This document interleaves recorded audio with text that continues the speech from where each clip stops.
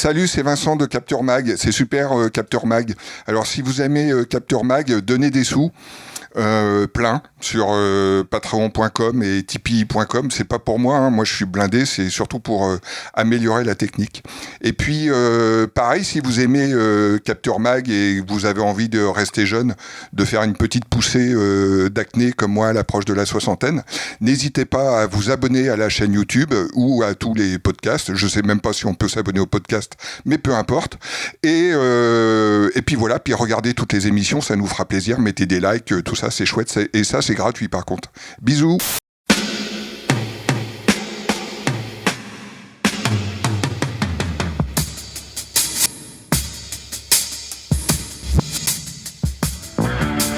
Votre copain Jack Burton, il regarde l'orage bien droit dans les yeux et il lui dit: T'es si tocard que tu passerais pour un chef-d'œuvre de l'art moderne.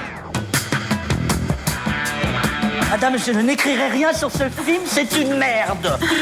Merde. Ce sont les gars qui se prétendent normaux qui vous déçoivent. Les dingues, ça ne fait jamais peur.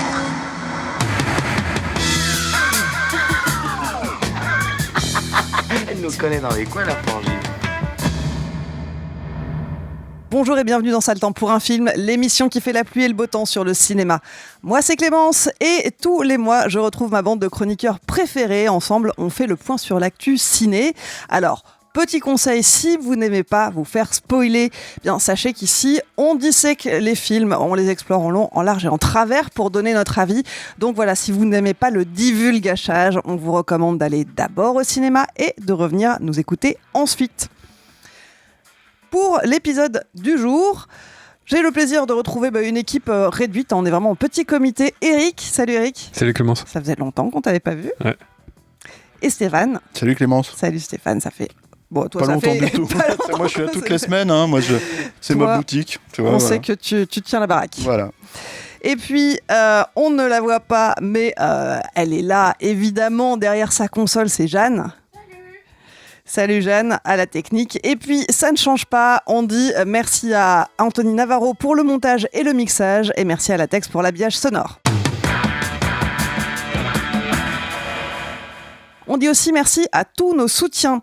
Ce nouvel épisode de Sale Temps pour un film vous est présenté avec le soutien d'Eurochannel. Eurochannel, la chaîne qui vous propose le meilleur du cinéma européen en première exclusivité. Pour plus d'informations, rendez-vous sur eurochannel.fr. Eurochannel disponible sur les offres de Bouygues, Orange et Free. Et puis, merci aussi à toutes les auditrices, à tous les auditeurs qui nous soutiennent. C'est grâce à vous que Capture est indépendant, c'est grâce à vous qu'on le restera. Peut-être que vous avez déjà souscrit à un don sur Tipeee, sur Patreon, pour nous soutenir. Eh bien, donc, on vous remercie du fond du cœur. Si vous voulez nous aider et que vous n'avez pas encore mis la main au portefeuille, peut-être que c'est le moment, peut-être que c'est le call pour ça, là, maintenant, tout de suite. Donc, rendez-vous sur une de nos plateformes partenaires, tipeee.com, patreon.com, mot-clé Capture Mag, et vous pourrez donc souscrire à un don comme un abonnement finalement à partir de 1 euro, et cela vous donnera accès à certaines spécificités, certaines récompenses pour votre participation. Vous aurez accès notamment au Discord privé de Capture, et puis également accès à certaines de nos émissions en avant-première. Donc rendez-vous sur tipeee.com ou patreon.com, mot-clé Capture Mag. On revient dans cet épisode sur l'actu ciné de la fin du mois de juin et le début du mois de juillet. Au programme, le retour d'une franchise Pixar qu'on connaît bien avec Toy Story 5, la dernière grosse sortie Prime Video, Les Moutons Détectives avec Hugh Jackman, et puis double ration de Hugh Jackman puisqu'on parlera brièvement de On l'appelait Robin des Bois dans lequel il joue, et enfin le second volet du DC Universe, Supergirl. On commence tout de suite avec Toy Story 5, sorti le 17 juin en salle, réalisé par Andrew Stanton, à qui on doit déjà évidemment la saga Toy Story, les 4 épisodes précédents, au scénario.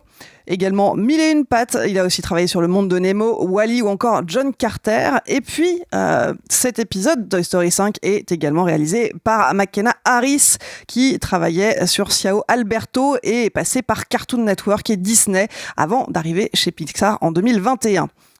Et donc c'est la toute première fois qu'on traite un Toy Story dans Saltan, puisque le 4e volet de la saga est sorti en 2019 et nous on n'existait pas encore, enfin Saltan n'existait pas encore à l'époque. En revanche, on avait parlé de Buzz l'éclair dans la saison 2 et à l'époque cette énième suite avait pas vraiment convaincu l'équipe. Pour ce nouvel opus, on retrouve évidemment Woody, Buzz, Jessie et toute la bande, ainsi que Bonnie, qu'on avait découvert dans Toy Story 4. Bonnie a désormais 8 ans et elle a du mal à se faire des amis. Elle aime jouer, mais tous les autres enfants sont scotchés à leurs écrans. Alors pour l'aider à sociabiliser, ses parents lui offrent Lilypad, une tablette tactile qui va bien vite obséder la fillette. Tu fronces les yeux, Stéphane. Non, il fait chaud. Il fait chaud. Ouais. C'est vrai qu'il fait chaud. Écoute, Eric, puisque tu es de retour parmi nous, c'est toi qui vas commencer et nous partager ton avis sur Toy Story. Je trouve que moi j'avais pas vu le 4 parce que je pensais un peu comme Tarantino qui disait que c'était une trilogie parfaite.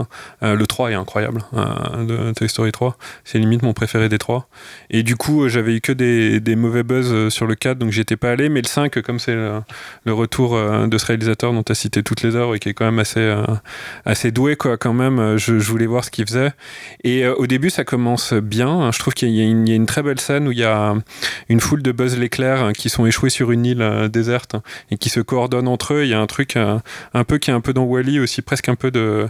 Et c'est hyper expressionniste, ça passerait presque en muet, c'est très joli.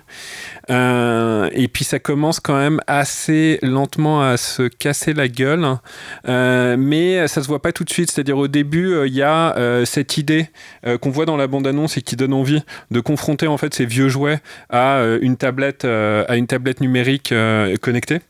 Et on se dit tiens ouais ça ramène de la modernité. Il y a une raison en fait, il y a une raison de faire cette suite. Et il y a une super scène aussi, et là je me dis ça y est, ils ont trouvé l'ancrage, où à un moment la petite fille, Bonnie, donc c'est ça ? Oui, Bonnie. Elle prend sa tablette et puis elle devient hypnotisée par sa tablette, et tous les enfants après du quartier on les voit hypnotisés par leur tablette, et ça rappelle l'invasion des Body Snatchers, et donc ça se connecte en fait à tout un pan du cinéma d'invasion, et je me dis quelle grande idée. Donc c'est bon, on est dedans quoi. Et en fait, au lieu de suivre ça, donc cette grande idée visuelle, ce grand thème, et un peu que dans les Toy Story, hein, surtout le 3, je me répète, mais on se demande en fait, le thème est tellement fort, on se demande ce qu'ils vont en faire et ça porte toute l'histoire quoi. Donc je me dis, c'est cool là. Ils vont me dire en fait si par exemple les tablettes connectées sont dangereuses pour les enfants, ça va être le vrai thème du film en fait. Ils vont en faire quelque chose, ils vont avoir un avis tranché. Et au lieu de ça, en fait, ça se délite complètement dans des multiplications d'intrigues. Je sais pas combien il y a de personnages dans ce film, je dois en avoir 200. Enfin, c'est fou en fait à quel point ça se délite, et bizarrement ça va avoir le même problème que Supergirl. C'est pas un compliment que je lui fais, c'est-à-dire qu'en fait ils sont tellement enfoncés dans différentes intrigues qu'ils perdent le big picture, et moi je serais bien incapable de raccorder tous les wagons de l'histoire en fait. Elle est irracontable cette histoire, tellement il y a des parenthèses qu'ils oublient de fermer ou qui ferment beaucoup plus tard, etc. Où il y a des intrigues qui redémarrent pour créer un climax, parce qu'ils savent que le climax doit arriver là, mais de manière complètement artificielle. Et du coup, moi le film, je le trouve très très ennuyeux, vraiment très très ennuyeux. Et surtout, en fait, il suscite, ce qu'il n'y avait pas sur les autres, un désintérêt de ma part, mais sauvage. Alors, il y avait ça sur le 4, mais tu n'as pas vu. Oui, c'est vrai. Ouais. Mais un désintérêt de ma part sauvage. Et en fait, t'as mis le doigt dessus. Je vais te piquer ton argument. Il n'y a pas de méchant aussi. Donc en fait, il n'y a pas d'antagoniste. Ouais. Il n'y a pas d'antagoniste. Bon, c'est un peu la même chose. Et du coup, en fait, il n'y a pas de... Il n'y a pas de ping-pong en fait, c'est-à-dire qu'ils vont se battre un petit peu contre la tablette, un petit peu contre ce vieux mécanisme qu'il y a dans quasi tous les Toy Story. Ils sont déplacés à un endroit, il va falloir les récupérer, etc. Et ça devient d'un ennui total, parce qu'à la fin en fait ils te disent en gros de manière très molle avec le thème, les enfants et les tablettes peuvent cohabiter si tant est que en fait les enfants restent, le contact humain n'est pas brisé quoi, point. Bon, merci les gars.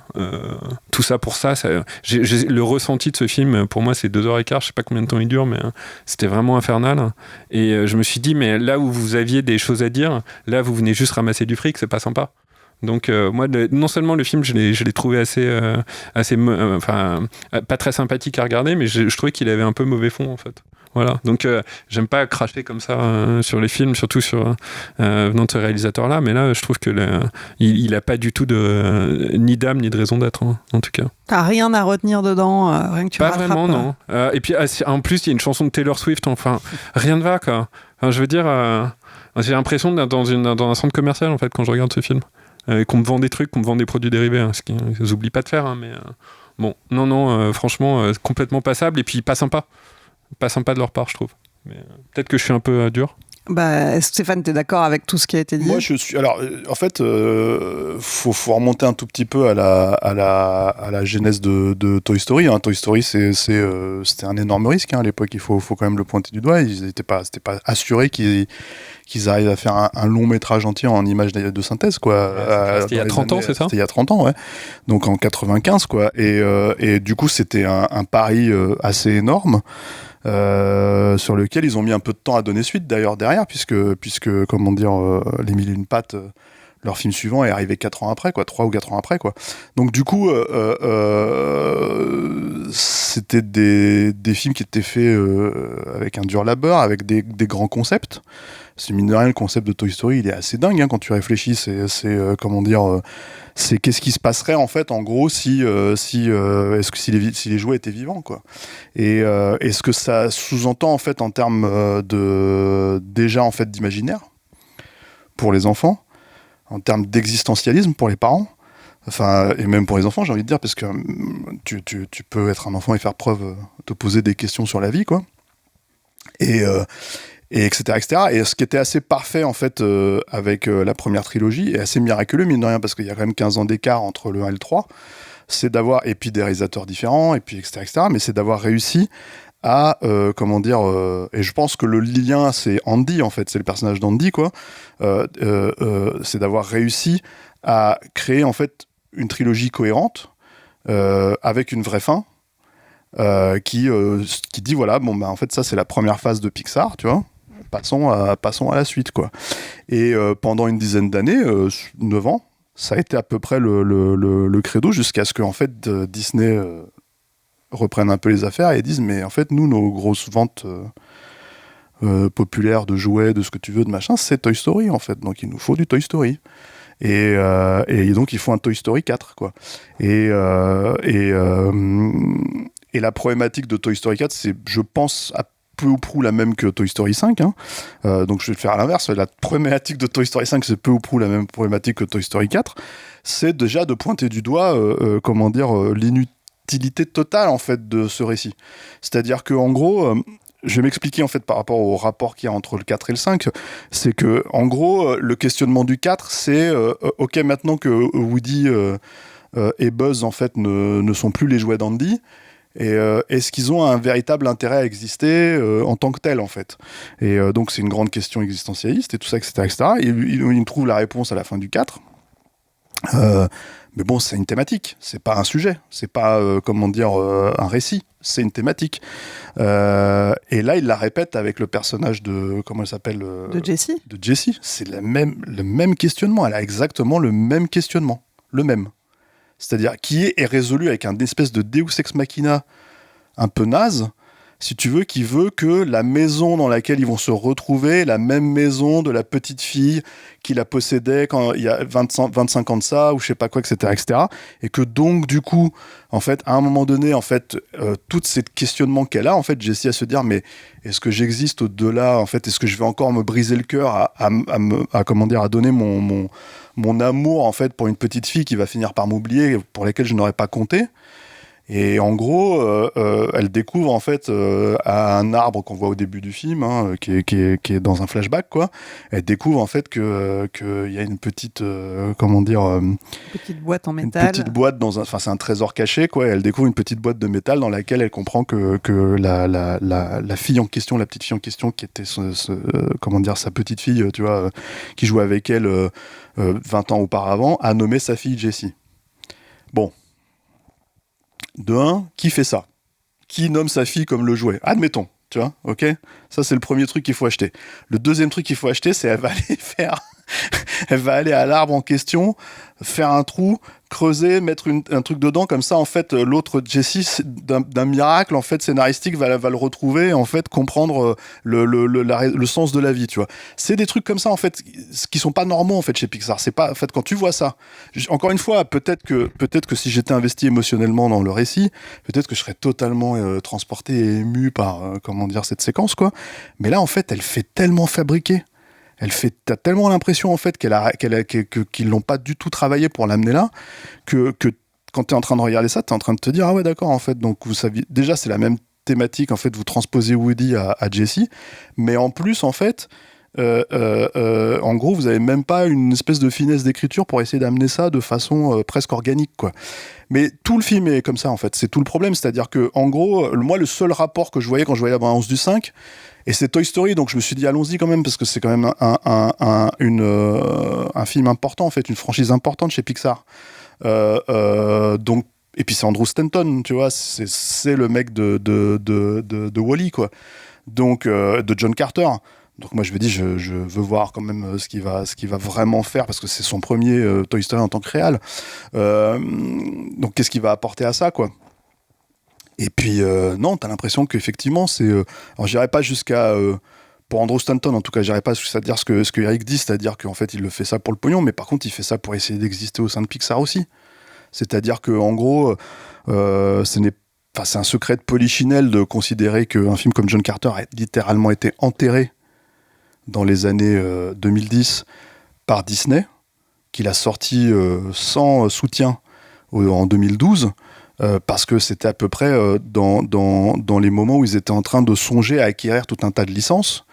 Marvel c'était déjà fait, Pixar c'était déjà fait, et là ils avaient en fait dans le collimateur ils avaient Star Wars. Or Star Wars, John Carter, ce serait concurrentiel en fait. Donc le problème c'est que là je schématise, hein. Il y a vraiment tout un dossier à faire autour de la façon dont John Carter a été saboté et quel était le raisonnement derrière quoi. Mais du coup en fait tous les réalisateurs, Pixar ça s'est délité depuis un moment, hein, mais tous les réalisateurs qui restent encore là, les Pete Docter, les Stanton qui étaient avant en fait, qui étaient là de la grande époque. Bah oui, ils essayent d'exister en fait dans ce système-là. Son va-tout à Stanton pendant un moment, ça a été Le Monde de Dory. Ça a été un carton énorme, hein, le film. Le film est pas mal, moi j'aime bien, mais comment dire, voilà, on est déjà en train de le faire une suite. Ces mecs-là, on devrait les faire des nouveaux films en fait, des voilà quoi. Et donc là, le voir sur Toy Story 5, effectivement, ça fait un petit peu de la peine. Et surtout de cette manière-là, ça fait un petit peu de la peine. Moi, je trouve il y a une grande idée effectivement, contrairement au 4. Parce que dans le 4, il n'y a pas de fuel en fait. La seule manière d'essayer de redémarrer la franchise, la licence, c'était en fait de faire en sorte que Buzz soit amnésique et il redevient le Buzz du premier film, quoi. C'est-à-dire le Buzz qui comprend pas en fait qu'il est un jouet, quoi. Et du coup qui est en antagonisme avec Woody, quoi, et les autres. Et les autres se foutent un peu de sa gueule parce qu'il est un peu ridicule à essayer de mener sa mission à bien quoi. Et le truc c'est que quand tu voyais ça, tu te disais ok non mais en fait vous avez plus de fuel, vous avez plus d'idées. Là il y a une idée. Effectivement, il y a ce questionnement en fait des jouets versus en fait les écrans quoi. Et force est de constater que si tu jettes un tout petit peu un œil dans la société actuelle et que tu regardes les gosses, etc., dans la rue, moi j'ai pas de gosses et tout, enfin aucun de nous a des gosses autour de ces micros-là, mais quand tu regardes un peu, bah oui, en fait ils sont tout le temps sur leurs écrans, ils sont tout le temps en train de regarder des trucs, etc. Moi j'ai pas ce questionnement forcément automatique de dire c'est bien, c'est mal, tu vois. Mais par contre, faut effectivement se poser des questions. Et le film finalement les met sous le tapis. C'est-à-dire, il évite vraiment de les poser, quoi, parce qu'en fait, en gros, il te parle un tout petit peu du cyber-bullying, quoi. Voilà, ça a vaguement un intérêt dans le récit à ce moment-là, quoi. Mais c'est surtout, en fait, ça a un intérêt beaucoup plus pour séparer les jouets encore plus de Bonnie, que finalement en fait de poser une question autour de ce fonctionnement en fait qui est un fonctionnement sociétal en fait, alors par écran interposé quoi, tu vois. Pareil avec et ce que je veux dire en fait c'est que je suis sûr qu'il y a des gens dans les commentaires qui disent ouais mais c'est un film pour enfants etc. mais en fait ces sujets-là ils les traitaient sans problème en fait à une époque Pixar, c'était pas du tout un souci quoi. Donc là le fait qu'il y ait tous ces manquements là, c'est c'est assez étonnant parce que du coup, effectivement, en fait, ça fait 2 fois que c'est un coup pour rien de relancer Toy Story. Alors pas pour rien financièrement, parce que c'est un carton. Pas pour rien, j'imagine, d'un point de vue du merchandising, mais d'un point de vue artistique. Alors que c'est quand même à la base l'étincelle d'impulsion de Pixar, en fait, en tout cas sur grand écran. Oui, c'est dommage en fait de traiter la franchise sous cet angle-là, quoi. Après, moi je trouve il y a des petits plaisirs périphériques. J'aime bien, par exemple, mais c'est très peu traité en fait, malheureusement, mais j'aime bien la visualisation dans le récit du jeu. C'est-à-dire, j'aime bien quand, par exemple, quand la gamine joue. Et que d'un seul coup, le ton change, ça devient des pastels. On a une espèce d'effet de halo autour des personnages, comme si c'était un peu onirique. Et qui, en fait, ils se sentent obligés de jouer le rôle, parce qu'en fait, c'est leur rôle à eux de jouer, de jouer avec leur enfant, quoi. Et que d'un seul coup, il y a un récit dans le récit. Et esthétiquement, je trouve ça assez joli. Mais malheureusement, en fait, ça devrait être un truc qui revient très très régulièrement, en fait, et en tout cas qui est plus traité et qui en plus, à mon sens, en fait, fait déjà partie en fait intégrante de ce qu'est Toy Story. Il y a, je crois, c'est le 3, je crois, qui s'ouvre en fait avec une info western, oui. Tu vois, voilà, c'est ça, et qui était assez brillant, quoi, tu vois. Donc il y a des trucs. En fait, t'as l'impression qu'ils disent ok, on va essayer d'attraper les trucs à droite à gauche comme on peut. Et puis, ça appelait aux parents, ça s'appelait aux enfants, etc., etc. Alors, encore une fois, par contre, le truc, c'est qu'il faut vraiment... c'est là où... mais je trouve que c'est dommage de réfléchir comme ça, mais c'est probablement, la volonté aussi de non pas de Stanton, mais de Disney. C'est que, il faut le dire, je pense que Toy Story 5, ça ne s'adresse pas à nous. Il s'adresse aux enfants. Et alors je vais aller plus loin, il s'adresse aux enfants qui vont potentiellement acheter de nouveaux Woody, Lillipad, tatati tatata, etc., etc. Et en fait, que nous, on est... finalement, on a eu notre contentement avec la trilogie d'origine, quoi. Maintenant, le problème, c'est que... Bah oui, quand on te propose un Toy Story 5, t'as quand même envie que le film réussisse, surtout avec un talent comme Andrew Stanton, que le film réussisse, en fait, si tu veux, ce qu'ils avaient réussi à faire avec la première trilogie. Il y a un précédent, quoi. Donc oui, c'est vraiment dommage, je trouve, ça se voit un tout petit peu moins sur celui-là qu'ils essayent de faire du fric, par rapport au 4, je trouve, hein. Et en même temps, c'est le 5. Et en même temps, il arrive après le 4, qui était déjà une erreur. Donc en fait, refaire plus ou moins ce qui, pour moi, est une seconde erreur, en tout cas, clairement pas une flèche comme les 3 premiers, bah ouais, c'est problématique. Donc, et en plus, je vois pas trop... C'est-à-dire que s'ils font Toy Story 6, qui arrivera certainement dans quelques années... Oui, ça a été dit. Hein. Voilà, oui. Il y a même plusieurs... Je sais pas trop comment ils vont réussir à faire une deuxième trilogie cohérente. On verra, hein. Moi, j'y crois pas trop. Le problème de ce personnage de Bonnie, de la gamine, qui est toute mignonne, il n'y a pas de souci, tu vois, c'est qu'en fait, elle était déjà assez inexistante dans le précédent. Donc là, il lui offre une petite personnalité dans celui-là. Elle est un petit peu plus au centre du récit. Mais bon, voilà, enfin, je veux dire, pour moi, pas assez pour la rendre, suffisamment touchante, quoi. Ou alors, j'ai peut-être un cœur de pierre, je sais pas. Mais voilà. Il y a toujours un peu d'humour, il y a toujours un peu de gag. Moi, il y a un gag qui m'a beaucoup fait rire, c'est cette machine en fait qui en gros qui a une tronche de papier toilette.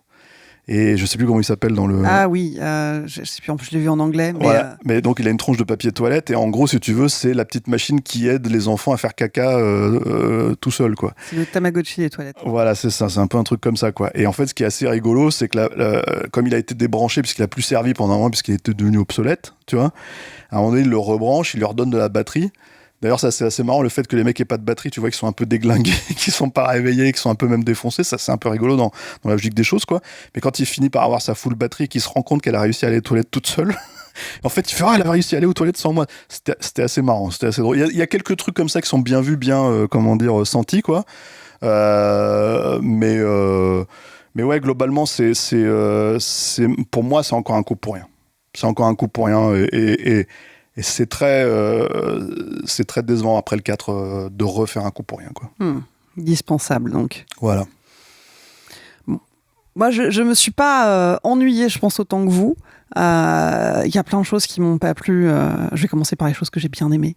Moi, j'ai trouvé ça vraiment bien, que ça parle, justement, que ça se décentre au moins sur un des arcs narratifs pour se concentrer sur l'histoire de Bonnie, que ça parle de relations sociales, de difficultés sociales, de cyberharcèlement, parce que ça n'a jamais été traité jusque-là, et je trouve que c'est intéressant. Et la façon dont c'est amené, même si ça reste effectivement, ça aurait pu être traité plus en profondeur, j'étais quand même assez contente de le voir à l'écran. Et pour le coup, je suis pas d'accord avec vous sur le propos par rapport aux tablettes. Moi, je trouve que c'est vraiment bien amené dans le sens où il n'y a pas de diabolisation des machines. Et justement, je pense que ça aurait été une erreur de dire... Je suis d'accord avec toi. Le seul problème, c'est que là où je rejoins Eric, c'est que en fait, ça aurait mérité d'être un peu plus clair, en fait, parce que là, c'est juste la tablette qui a une espèce de conscience par elle-même et qui en fait fait « Ah, je fais de la merde, donc je me jette dans la poubelle ». C'est un peu facile, en fait. Oui, mais il n'y a pas juste ça. Il y a aussi le fait que finalement, à la fin, pour les aider, les autres machines, qui sont aussi des electronics, ils vont tous faire équipe avec les jouets plus traditionnels pour réussir à aller au bout de l'histoire. À la fin, c'est grâce aussi à la tablette que Bonnie, elle arrive à reconnecter avec l'autre gamine dont j'ai oublié le nom, qui finalement devient une amie. Donc ça permet aussi de montrer l'autre facette de la pièce et des aspects positifs que la technologie peut amener. Mais moi, je crois aux aspects positifs. Je suis d'accord avec toi, Clémence. Et pour le coup, surtout chez des gamins qui peuvent avoir ce genre de difficultés-là. La différence étant que, en fait, pour moi, en tout cas, entre les Tamagotchi, comme tu dis, en fait, si tu veux, et une tablette un peu sentiente qui est connectée et qui, et qui, en fait, prend des décisions d'elle-même, tu vois, sauf quand, ça c'était très drôle d'ailleurs, sauf le truc à la Siri, en fait, où il l'appelle par son nom, oui. Et donc du coup elle est possédée, elle est obligée de répondre et tout ça, etc., ce qui était plutôt bien vu aussi, quoi. Voilà, elle a une conscience, en fait, si tu veux, qui est une conscience, en fait, qui n'est pas une conscience de jouet. Si tu veux, c'est ça que je trouve un peu étrange, en fait, dans la façon dont c'est pensé, alors que les autres, les Tamagotchi, ils ont des consciences de jouets, comme Woody, comme Buzz, comme tout ça. Du coup, c'est là où il y a pour moi une distinction qui est, que je trouve encore une fois qui est étrange, mais qui, pour moi, pose problème au niveau du world building, en fait, de Toy Story. Pas tant, c'est-à-dire qu'en fait, ils se servent de ça pour mettre encore une fois le sujet sous le tapis, tu vois, plutôt que de trancher vraiment et tout ça, etc., etc. Alors qu'en fait, ils pouvaient le faire de façon beaucoup plus, à mon avis, couillue. Moi, je trouve intéressant la façon dont le personnage de Lillipad est construit, parce que justement, c'est pas juste la méchante tablette, et tu sens qu'il y a cette espèce de tension entre elle pense qu'elle fait ce qu'il faut pour cette gamine, et elle se rend compte elle-même de son erreur au bout d'un moment, et qu'en voulant faire le bien, en fait, elle a plutôt eu un impact négatif. Et voilà, ça m'a plu comme traitement. Mais ça raccorde mal les wagons. Moi, je me souviens de ma grand-mère qui me disait, quand je voulais avoir des jeux Mega Drive, elle me disait, moi, quand j'étais petite, avec un bout de ficelle et un carton, je jouais pendant des heures. Donc, je la prenais vraiment pour une débile. Je me dis, putain, ça n'a pas l'air terrible, là, ton enfance. Mais bon, maintenant, je comprends un peu plus, quoi. Et donc, en fait, c'est un vieux débat, ce truc-là. Bien et sûr. Je trouve qu'en fait, ce film, il raccorde pas du tout les wagons avec ce vieux débat. Je trouve qu'il est complètement aux fraises, en fait. Mais bon. Et ouais. D'ailleurs, je suis en train, ça c'est terrible, on en reparlera sur Supergirl, je suis en train de l'oublier, là. C'est des films, en fait, qui font un anti-travail mythologique, en fait. Ils sont complètement analphabètes mythologiquement. C'est dur de dire ça d'un Pixar. Après, il y a quelques éléments qui m'ont bien plu. J'ai bien aimé, comme toi, tout le traitement des scènes de jeu. Que je trouve vraiment c'est bien fait, c'est agréable, c'est cool, ça tranche tout de suite, on sait dans quoi on est, et voilà, ça fonctionne bien. Et j'aime beaucoup le début avec l'armée de Buzz. Il y a un côté c'est attends, est-ce que c'est dans Le Robot Sauvage ? C'est un autre film avec des robots. Ouais, c'est dans Le Robot Sauvage, où il y a tous ces robots abandonnés à un moment et qui sont complètement encore avec le programme qu'ils ont de base. Et ça dans la nature, ouais, et ça m'a rappelé ça, et j'ai bien aimé cette partie-là. Et donc ouais, il y a des ventres mous, il y a des creux, il y a trop d'arcs narratifs, ce qui fait qu'il y en a certains où j'ai décroché. Et pour moi, ce jeu d'aller-retour, en fait, il y a trop de déplacements. Au bout d'un moment, tu sais plus où ils sont. Tu n'arrives pas à les suivre. Surtout, tu t'en fous, en fait. Et les enjeux sont pas énormes, mais vraiment, tu as l'impression qu'ils se déplace d'un endroit à l'autre. Donc ça m'a un peu sorti du truc. Mais globalement, c'était pas douloureux à regarder et j'ai quand même passé plutôt un bon moment, quoi. Je me suis pas ennuyée, mais je pense que je l'aurais oublié dans pas très longtemps non plus. En tout cas, si vous voulez vous faire votre propre avis sur Toy Story 5, eh bien, il est encore au cinéma, il est sorti le 17 juin. Le film suivant dont on parle, ce sont Les Moutons Détectives, qui est sorti ce 24 juin sur Prime Video, réalisé par Kyle Balda, à qui on doit Les Mignons 1 et 2, Moi Moche et Méchant 3, plus pas mal de travaux sur le rôle en effets spéciaux sur des films dont je n'ai pas noté le titre, mais il y en avait un petit paquet. Bah, Les Mignons surtout. Hein. Avant des films, il a travaillé sur Jumanji notamment, même sur du jeu vidéo, je crois, sur Day of the Tentacle, il a travaillé également. Voilà, donc une carrière assez vaste. Et donc, Les Moutons Détectives. Les Moutons Détectives, bien, c'est d'abord un roman qui s'appelle Qui a tué Glenn, signé Léonie Swann. Il est sorti en 2005 et le scénariste Craig Mazin avait eu un coup de cœur à l'époque pour ce roman. Après avoir écrit une première version du scénario, il lui a fallu près de 10 ans pour en obtenir les droits.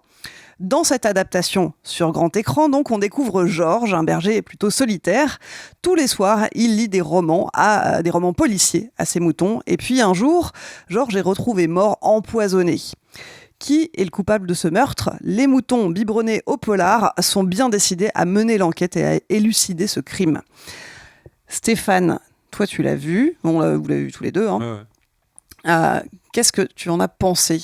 Alors moi je vais mettre les pieds dans le plat, hein, j'ai trouvé ça formidable. Vraiment, en fait, mais à ma grande surprise, alors pour plein d'aspects, notamment parce que déjà c'est le réal de Moi Moche et mes couilles, quoi. Donc, enfin, c'est des trucs Moi Moche et mes couilles. Non, mais ça m'intéresse pas, en fait, ces films-là. Je suis en train de visualiser l'affiche de non, mais bah, tu vois la tête de Grou, quoi. Mais le truc, c'est que, et en plus, c'est une franchise, moi j'en ai plein le cul de voir ça. C'est-à-dire que là, en fait, si tu veux, il y a quand même un truc qui est assez triste, hein, je trouve. C'est qu'au moment où on est en train d'enregistrer là, il y a donc Les Moutons Détectives qui sortent directement sur Prime Video, alors que c'est un film qui aurait mérité d'être vu en salle et diffusé en salle, et d'ailleurs dans le reste du monde il est plus ou moins sorti en salle, quoi, mais pas en France, parce qu'en France, en fait, comme on a la chronologie des médias, bah, Amazon se torche le cul avec, faut dire ce qui est, et en gros se dit mais nous on n'a pas envie d'attendre 3 mois de plus, en fait, pour qu'il soit disponible sur Amazon Prime en France. Donc en fait, plutôt que leur système leur plateforme de streaming prenne une petite balle, en fait, en France, qui plus est, si tu veux, à 3 mois près, et qu'ils le diffusent plus tard, bah, ils préfèrent, en fait, que ce soit la salle qui prenne le choc. Et du coup, bah, nous, spectateurs français, nous sommes privés, littéralement, de ça en salle, des Maîtres de l'Univers, de Travis Knight en salle aussi, pour les mêmes logiques, quoi. Je sais pas s'ils feront ça avec le James Bond, parce que ça c'est chez eux aussi, quoi. Mais je pense qu'ils vont peut-être se dire qu'il y a peut-être de l'argent à se faire avec James Bond en salle en France, quoi. Mais voilà, en fait, faut déjà un peu cracher sur cette façon de réfléchir, cette façon de fonctionner. Qui plus est, en fait, au moment où t'as un autre Moi Moche et Méchant Mignon, je sais pas quoi, qui sort, si tu veux, en salle, des Mignons et des Monstres, je crois, qui sort là, voilà, tu vois. Donc ça fait un peu mal au cul. Qu'est-ce que je voulais dire sur Les Moutons Détectives ? Pourquoi c'est super ? Pourquoi c'est formidable ? Déjà, c'est formidable pour plein de raisons. C'est-à-dire que, en gros, c'est extrêmement bien écrit. C'est-à-dire qu'en premier lieu, ce qui est assez formidable, alors c'est un poil didactique, hein, dans la façon dont c'est présenté, tu vois. C'est très classique, hein, mais bon, enfin, ça manque tellement aujourd'hui au cinéma que, quelque part, et ce qui plus est dans les films pour enfants, on vient d'en avoir un exemple avec Toy Story 5, quoi, c'est que, en gros, ce qui est assez formidable, c'est tu te retrouves avec tout un tas de personnages qui sont des moutons et qui ont chacun, pour le coup, une personnalité distincte. Et qui va même, logiquement, à l'encontre de ce qu'on pourrait penser d'un élevage de moutons, quoi. Tu vois, puisque en fait toute la logique voudrait de dire que les moutons c'est tous les mêmes et qu'ils font tous la même chose et qu'ils suivent leur prochain, quoi, tu vois.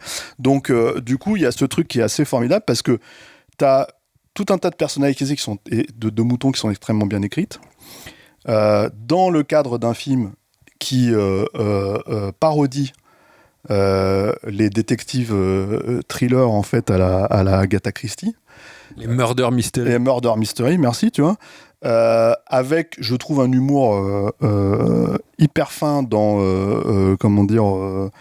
dans l'idée de réussir à faire à la fois quelque chose qui fasse rire les enfants et les adultes, tu vois, et qui plus est, en fait, s'avère être, à la fin, un film sur le deuil, un film sur, sur le dépassement de soi, et qui traite ces thématiques, en fait, de bout en bout, quoi. Donc, et qui, du coup, finit par être assez touchant, avec des moutons, en image de synthèse. Non, mais il faut le répéter, tu vois. Donc un bel pour exploit. moi, c'est un bel exploit. Alors, on a un précédent, hein, je veux dire, on va lâcher le mot tout de suite. Hein, ça existe, hein, ce genre de film. Ça a existé dans l'histoire du cinéma. Hein, ça s'appelle Babe, hein, les productions George Miller. Pour moi, ça tutoie ça, en fait. Alors, pas le génie de la mise en scène notamment de Babe, Un cochon dans la ville, la suite, quoi, qui a été un beat pour le coup à l'époque de sa sortie, quoi. Mais malgré tout, en fait, faut pas bouder son plaisir, quoi. C'est-à-dire que il y a plein de moments, par exemple, je vais donner un exemple sur l'humour que je trouve qui est extrêmement et la mise en scène, en fait, la façon dont l'humour et la mise en scène arrivent à créer une situation, quoi. C'est que tu as ce moment-là, en fait, où tu as le bélier qui est un peu à part, en fait, c'est-à-dire que le berger qui est interprété par Hugh Jackman les présente d'entrée de jeu comme ses deux préférés. C'est-à-dire lui et comment elle s'appelle la mouton qui est très intelligente, en fait, bref, elle a un nom et évidemment. Je crois que c'est Lily ou un Lily, oui, c'est ça. Parce qu'il y a Lily Pat, du coup, je crois que c'est Lily. Et en fait, en gros, si tu veux, le truc, c'est que elle est présentée comme quelqu'un un mouton très intelligent, qui se pose beaucoup de questions, qui, comme en fait, elle écoute les romans que lit Hugh Jackman, le berger, tu vois, bah en fait elle se pique de pouvoir fait des déductions, faire des déductions et d'être une détective, tu vois. Et le berger lui dit, pas le berger, le bélier lui dit, bon d'accord, mais en fait il faut sortir, si tu veux mener l'enquête, il te faut de trouver des indices et tout ça, et en fait pour trouver des indices il faut que tu ailles en ville, quoi. Et elle fait, bah c'est quoi le problème? Et là, cut, et elle se retrouve en fait face au problème, face à un obstacle gigantesque qu'elle ne peut pas dépasser, et c'est juste traverser une route. Donc déjà, le cut est super drôle en soi, parce que tu te rends compte qu'en fait, elle est complètement coincée, elle peut pas sortir de son précaré, quoi, tu vois. Elle ne l'a jamais fait, il faut se dépasser, etc., etc. Et le deuxième gag, en fait, c'est que donc le bélier traverse, tu vois, et puis il l'attend de l'autre côté de la route. Et le deuxième gag, c'est qu'en fait, elle est là, elle va pas y arriver, elle est avec son pote, etc., etc. Il se pose vraiment la question, et là, t'as une poule qui passe, tu vois, et qui le fait, en fait, si tu veux, devant eux, et ils se disent, bon, bah, en fait, en gros, on va y arriver, si la poule y arrive, on va y arriver, quoi. Et donc, t'as plein de moments comme ça, en fait, qui sont extrêmement bien amenés, et qui, qui renforcent, pour moi, l'attachement que t'as à ces personnages en plus. L'autre truc que je trouve assez formidable, en fait, dans le film, c'est que c'est pas facile à faire, en fait, les murder mystery comme ça, quoi. Mine de rien, il faut que ça ait un petit sens. Il faut que ça fonctionne, parce que sinon, en fait, tu tiens pas le spectateur en haleine. Que ce soit des moutons, que ce soit, comment il s'appelle, Daniel Craig dans À couteau tiré, quoi. Et ben, je suis désolé de le dire, quoi, mais en fait, ce film, il le fait beaucoup mieux qu'À couteau tiré, ou la Clairement. suite d'À couteau tiré, où j'ai pas vu le troisième, mais je me doute que c'est mieux fait. Tu vois, parce qu'en fait, le truc, c'est que ça se prend pas, en fait, ça pète pas plus haut que son cul vis-à-vis du genre. Au contraire, en fait, ça essaye de le faire rentrer dans leur propre petit film, en fait, sur des moutons qui mènent l'enquête, quoi. Donc ça joue très très bien avec ces clichés-là. Pour moi, il y a un défaut d'écriture qui est un espèce de manquement un peu étrange, mais on en parlait avec Eric hors ligne, avant l'enregistrement et tout. C'était que il y a un personnage humain. Et moi je les trouve, c'est un des trucs les moins réussis, je trouve, du film, mais c'est pas très grave, en fait. Pour moi, c'est les moutons qui m'intéressent. Oui, évidemment, c'est pas trop le propos, finalement. Voilà, tu vois, mais même si il y a 2-3 personnages marrants, mais et puis que Hugh Jackman est assez touchant dans le rôle et tout ça, etc., etc. Il il y a un personnage en fait qui est le personnage du policier du petit village, qui est un présenté comme un débile, quoi. Enfin, quelqu'un qui est bête à manger du foin. Et en gros, comme c'est le policier du village, et c'est le seul policier du village, en fait, d'un coup d'un seul, en fait, il devient hors personnage quand on lui explique tout et qu'il comprend absolument tout et qu'il l'explique donc aux gens et aux spectateurs ce qui s'est exactement passé. Là, tu te dis, mais c'est plus le même perso, on est ailleurs. T'as presque l'impression qu'il y a, je sais pas, c'est le cousin de la prod ou un truc comme ça, et que la prod a dit non, mais il faut que ça soit un héros à la fin. Tu vois, c'est mon cousin, donc on lui a donné lui le beau rôle, quoi. C'est très très étrange. L'écriture de ce perso est très très étrange parce que d'un seul coup, il sait plus du tout le même perso, quoi. Pour moi, c'est le seul défaut flagrant de ce film. Parce que je trouve, en fait, le film réussit absolument tout ce qui est casse-gueule, tout ce qui devrait pas fonctionner, l'émotion même assez, légère en fait, diffuse entre, encore une fois, ce mouton Lily et le berger, quoi, qui est interprété par Hugh Jackman. Ça fonctionne en fait, et ça fonctionne parce qu'il y a toutes ces notions en fait de comment traiter le deuil, comment traiter le sacrifice, comment traiter, et c'est traité. C'est vraiment traité. Je spoil, hein, on a dit qu'on spoilait un petit peu. Il y a cette séquence où le bélier, qui est interprété par Sébastien. Voilà, qui est interprété par Bryan Cranston, le Heisenberg de Breaking Bad, quoi, qui est un peu badass et tout ce que tu veux, etc., etc. En fait, se retrouve à se battre contre des chiens, quoi, et en gros meurt, quoi. Mais en fait, sauve Lily et les moutons, quoi. Et ça arrive, c'est pas un truc qui est traité par-dessus la jambe, c'est fait, c'est traité.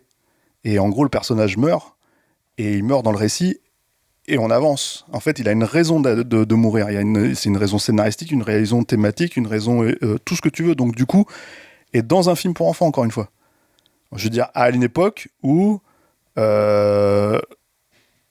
Robert Downey Jr. va revenir dans le Marvel Cinematic Universe après être mort en tant qu'Iron Man, et ils essaient de nous faire croire que c'est plus Iron Man, tu vois, que c'est, comment il s'appelle, que c'est le Docteur Doom et qu'il n'y aura pas de connexion, alors qu'en fait c'est évident qu'il y y aura une connexion, quoi.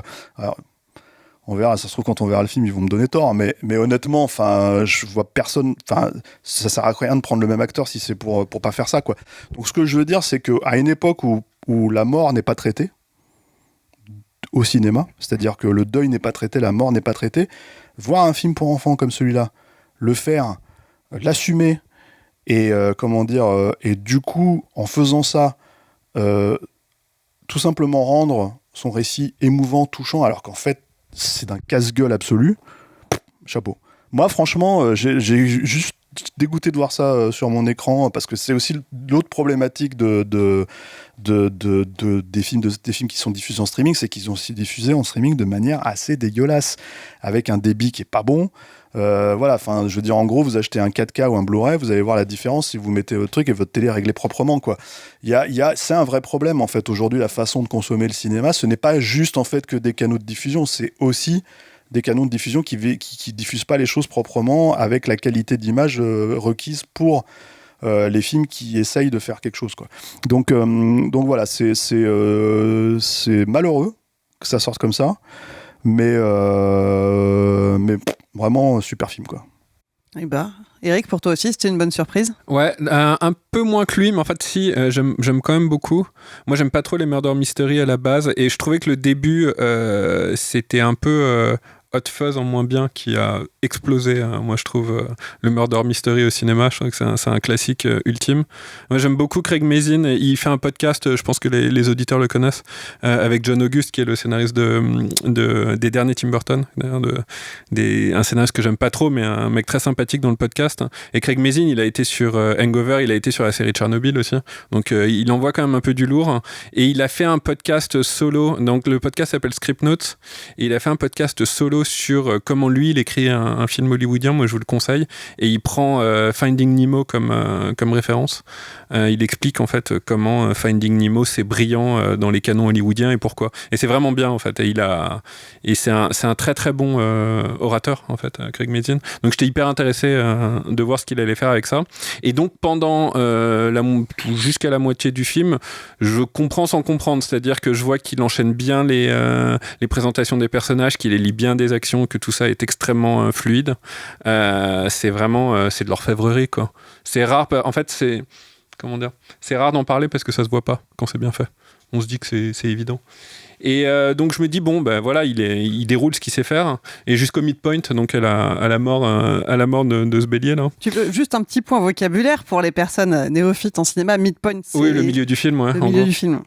Et là, en fait, il y a un truc qui change parce que donc ils sont dans le monde extraordinaire et tout d'un coup, les moutons voient que en fait, on leur a raconté des conneries toute leur vie, que quand ils meurent, ils ne se transforment pas en nuages. Et puis il y a un payoff de ouf avec ça. Et que que parfois aussi les fermiers ne sont pas aussi bons que Hugh Jackman et parfois ils bouffent les moutons aussi. Et donc en gros, ça c'est vraiment pas mal et je trouve que ça c'est on arrive dans les grands thèmes du cinéma hollywoodien quand c'est bien fait, même chez Wilder il y a ça, c'est-à-dire cette idée de je te raconte un truc mais en dessous je te raconte autre chose. Et là en fait ce qu'il raconte en dessous, c'est si vous prenez les moutons comme l'humanité, si vous prenez ce qu'on vous dit comme une religion, là ça devient des parcours d'éveil au monde en fait, et vous vivez dans une illusion et il faut se sortir de ça pour s'accomplir. Donc tout d'un coup en fait on n'est plus du tout dans un film pour enfants. Puis moi j'aime bien aussi ces films, alors Babe c'est un très bon exemple. J'adore, j'en parle tout le temps, Watership Down et Plague Dogs, qui sont des films qui te montrent, pas forcément qui poussent au végétarianisme, mais qui te montrent qu'on n'est peut-être pas hyper sympa avec les animaux. Ça j'aime bien, en fait, personnellement, parce que je pense que c'est vrai. Et qu'en plus dans des films comme ça, en fait, je trouve que c'est bien fait, c'est pas trop fait. Et puis le payoff de tout ça, en fait, de toutes ces choses-là, en fait, de toute cette orfèvrerie, ce n'est pas que en fait un payoff, mythologique et existentiel, parce qu'à la fin, ça devient très très émouvant. C'est-à-dire que tout d'un coup, en fait, ces animaux qui traversent leur petite aventure de murder mystery, ça devient un enfer. Ils commencent à s'éveiller à l'autre. Il y a aussi une intrigue parallèle qui est géniale où il y a un bébé mouton, un agneau, qui méprise parce qu'il est né en fait un peu en dehors. Ouais. Et du coup en fait il n'appartient pas vraiment au groupe, et donc cet agneau est toujours laissé de côté, et à la fin en fait le personnage principal comprend que c'est pas juste, et elle le comprend aussi par le bélier qui s'est sacrifié parce que c'était lui aussi un mouton d'hiver, etc. Et donc du coup on arrive en dehors du murder mystery qui moi m'intéresse toujours pas trop, mais c'est pas grave, on arrive à quelque chose de beaucoup plus profond, ou quelque chose qui reste. Et voilà, là je parlais de mythologie tout à l'heure, on va en parler avec Supergirl parce qu'il n'y en a pas dedans. Là il y en a, et en fait... tu spoil, les gens ils allaient croire qu'on avait peut-être aimé Supergirl et tout. Mais qu'en fait la mythologie c'est pas juste un truc, là pour le coup on n'est pas dans la culture, on n'est pas dans le politique, on n'est même pas dans la morale dans la mythologie, on est dans un truc qui est complètement atavique, complètement essentiel à l'humanité. C'est tout sauf artificiel et théorique, la mythologie. C'est ce qui vraiment fait que les histoires restent. C'est la différence entre l'histoire que moi je veux raconter et l'histoire que vous voulez entendre. La mythologie, on va le voir avec l'Odyssée, je pense que l'Odyssée s'il rate ça va être chaud, mais bon, moi je suis super excité qu'il fasse ça, parce qu'en fait la mythologie c'est le ciment de l'humanité, et ce film là en fait qui a l'air de rien, et il arrive, il va rester, parce qu'en fait il fait son travail mythologique. Il y a un autre truc qui est assez intéressant dans le film et qui participe, je pense, en fait, encore une fois d'accepter le deuil, d'accepter les choses, etc., d'accepter finalement la façon dont la vie te traite, quoi, tu vois. C'est que en fait il joue sur cette espèce de notion que les moutons, comme j'imagine il s'est posé la question sur tout un tas d'animaux, tu vois, en fait, peuvent oublier. Ils peuvent décider d'oublier, en fait, un événement qui ne leur convient pas, quoi. Sauf qu'il y en a un qui peut pas. Il n'y arrive pas, en fait, au milieu de tout le groupe, quoi. Et en gros, lui, il en souffre, mais en même temps, c'est ce qui le transforme, en fait. C'est ce qui parvient à le transformer. Et c'est ce qui va arriver au personnage principal aussi, quoi. À Lily, quoi. Et du coup ça c'est pareil, ce discours là, encore une fois, dans un film pour enfants actuel, au moment où on t'explique que tout se vaut et que tu vois ça va bien se passer et tout se termine avec un joli nœud, tu vois, c'est incroyable en fait qu'ils aient réussi à laisser passer ça, quoi. Donc formidable. Le payoff dont je parlais, c'est pareil, c'est le bélier qui devient en fait dans le ciel un nuage et tout ça, etc. Après ça, en tout cas, qui apparaît comme ça aux yeux de Lily, en fait, une fois, quoi. Voilà, c'est vraiment, en fait, moi j'ai trouvé ça vraiment assez formidable, quoi. c'est vraiment un crève-cœur que ça sorte comme ça à l'arrache, que ça soit bazardé sur les plateformes de streaming, que dans 3 mois il sera plus vraiment mis en avant parce qu'il sera plus numéro 10 ou numéro 9 ou je ne sais quoi, etc. Numéro 10 en France, numéro 5 en France, tu vois, etc. Donc c'est malheureux. Eh ben, en tout cas, vous en avez fait l'article positivement et ça c'est bien, ça va peut-être permettre au film d'être un petit peu plus vu. Bah, en tout cas pour nos auditeurs, j'espère, quoi. Voilà. Donc, si vous voulez vous faire votre propre avis et découvrir ce petit bijou, eh bien, Les Moutons Détectives, c'est sorti le 24 juin sur Prime Video. Et pour la petite histoire, le titre dans les autres pays francophones, c'est Détective Privé. Détective Privé, ouais. Titre québécois, ça. Ouais, ça doit être Québécois, belge, luxembourgeois. Bon, au moins, on a du bol. Ça s'appelle Le Mouton Détective ici, quoi, ça va. Donc voilà, le film suivant, on va le traiter plus rapidement parce qu'il n'y a que Eric qui l'a vu, on l'appelait Robin des Bois, qui sort ce 1er juillet au cinéma, réalisé par Michael Sarnowski, qui a réalisé précédemment Pig et Sans un bruit jour 1, qu'on traitait dans Ça le temps pour un film saison 4. Nouvelle variation autour du personnage de Robin des Bois, cette fois-ci celui qui volait aux riches pour donner aux pauvres est bien mal en point. Grièvement blessé suite à un combat, il est recueilli par une femme mystérieuse et son passé criminel va revenir le hanter, mais il se verra aussi offrir l'ultime chance d'acheter sa rédemption. Eric, qu'as-tu à dire de ce film ? Plein de trucs. Moi, en fait, je voulais vraiment le voir. J'ai insisté pour le voir. L'attaché de presse m'a dit que la projection était complète, mais j'y suis quand même allé parce que y a une petite adolescente gothique en moi et que ce film-là m'a appelé, quoi. Parce qu'en fait, à la fois, c'est une figure qui est très intéressante, puis ça s'appelle en anglais La mort de Robin des Bois. Et puis, je sentais à peu près ce qu'il voulait faire avec. Et donc en gros, alors le film est un petit peu raté, mais bon, moi je l'aime bien. Il arrive comme ça des dissonances, hein, et c'est pas grave. C'est-à-dire que parfois on va vraiment apprécier un film même si il y a des choses qui réussissent pas vraiment au niveau du rythme, même au niveau de la construction scénaristique. Mais là, ce qui est admirable dans ce film-là, c'est que le réalisateur l'a vraiment écrit dans son coin. Il a voulu le faire dans son coin. Il l'a fait pour un budget minimal. Il avait vraiment une idée en tête. Et ça, c'est toujours un peu récompensé. Je dirais jamais vraiment, enfin, j'espère, trop du mal de ces films-là, parce qu'en fait, on sent quand même les images qu'il avait en tête. Elles sont très très proches de ce qu'on voit à l'écran, et parfois ça fait des choses un peu alchimiques.